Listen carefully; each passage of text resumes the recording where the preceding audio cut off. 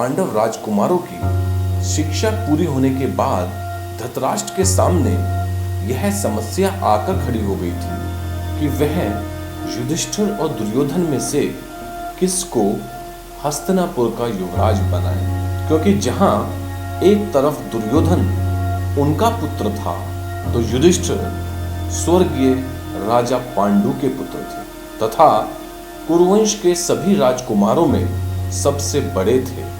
युधिष्ठिर नियम अनुसार युवराज पद के योग्य थे ही, साथ ही हस्तिनापुर की सारी प्रजा भी उन्हें ही युवराज के पद पर देखना चाहती थी। इसलिए भीष्म और विदुर के दबाव में राजा धृतराष्ट्र ने अपना मन मार कर युधिष्ठिर को ही हस्तिनापुर का युवराज घोषित कर दिया था। युवराज बनने के बाद युधिष्ठिर ने अपने शील, सदाचार तथा विचारशीलता के द्वारा अपनी प्रजा के हृदय पर अपने सद्गुणों की छाप छोड़ दी थी। इसी बीच भीम ने बलराम जी से तलवार, गदा और रथ के युद्ध की विशिष्ट शिक्षा प्राप्त की थी तथा सहदेव ने बृहस्पति देव से संपूर्ण नीति शास्त्र की शिक्षा प्राप्त की थी।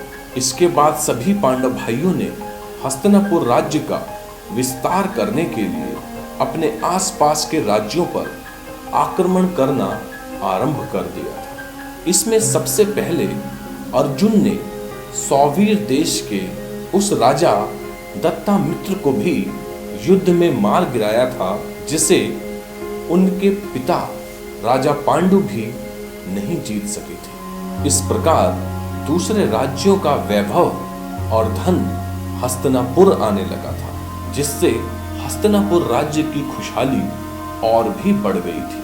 देश देश में पांडवों की प्रसिद्धि होने लगी थी और सभी लोग पांडवों की ओर आकर्षित होने लगे थे। पांडवों की इस प्रसिद्धि को सुनकर राजा धृतराष्ट्र बड़े ही चिंतित हो गए थे, क्योंकि उनसे पांडवों की यह प्रसिद्धि सहन नहीं हो पा रही थी। इसलिए उन्होंने अपने श्रेष्ठ मंत्री कणिक को अपने पास बुलाकर उनसे यह कहा था कि पांडवों की इस प्रसिद्धि से उनके चित्त में बड़ी जलन हो रही है, इसलिए तुम मुझे बताओ कि ऐसे में मुझे क्या करना चाहिए। तब मंत्री कणिक ने धृतराष्ट्र से यह कहा था कि हस्तिनापुर की प्रजा अपने युवराज युधिष्ठिर से बड़ी प्रेम करती है और साथ ही पांडव तुम्हारे दुर्योधन आदि पुत्रों से अधिक बलवान है। इसलिए नीति शास्त्र यही कहता है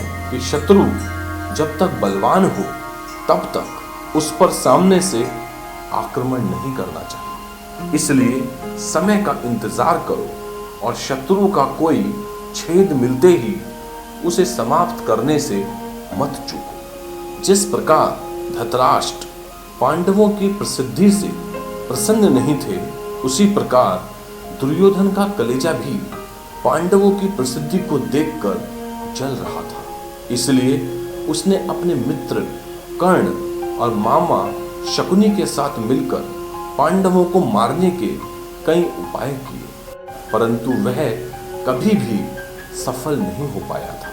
तभी हस्तिनापुर की प्रजा के बीच यह आवाजें उठने लगी थी कि नेत्रहीन राजा धृतराष्ट्र को गद्दी से हटाकर युधिष्ठिर को राजा बना देना चाहिए। यह बात सुनकर दुर्योधन बहुत बुरी तरह घबरा गया था और उसने यह बात अपने पिता धृतराष्ट्र को बताते हुए यह कहा था कि प्रजा आपको हटाकर युधिष्ठिर को राजा बनाना चाहती है। यदि ऐसा हुआ तो हमारी संतानों को दूसरे के आश्रित रहकर नरक समान कष्ट भोगना पड़ेगा। इसलिए अभी जो मैं कहता हूं आप वैसा ही कीजिए।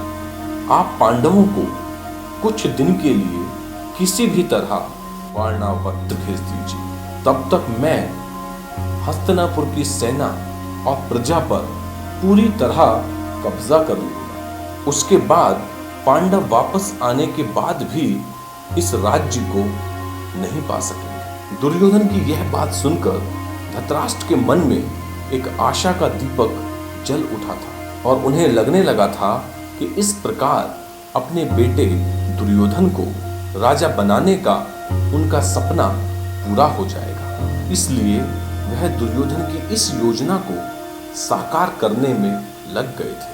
धृतराष्ट्र ने अपने कई मंत्रियों को इस कार्य के लिए नियुक्त कर दिया था, जो पांडवों और देवी कुंती के सामने वारणावत की प्रशंसा करके उनको वहां जाने के लिए उकसाते रहते थे। इस प्रकार जब पांडवों का मन भी वारणावत की प्रशंसा सुनकर वहां जाने का होने लगा, तब एक दिन धृतराष्ट्र ने पांडव पुत्रों को अपने पास बुलाकर यह कहा था कि लोग मुझसे वारणावत और वहां लगे मेले की बड़ी प्रशंसा करते हैं, पर मैं तो नेत्रहीन होने के कारण उसका आनंद नहीं ले सकता हूं। इसलिए चाहता हूं कि तुम सभी भाई अपनी माता सहित वारणावत जाकर इसका खूब आनंद उठाओ। धृतराष्ट्र की यह बात सुनकर युधिष्ठिर समझ गए थे कि अवश्य इसमें कोई चाल है, परंतु फिर भी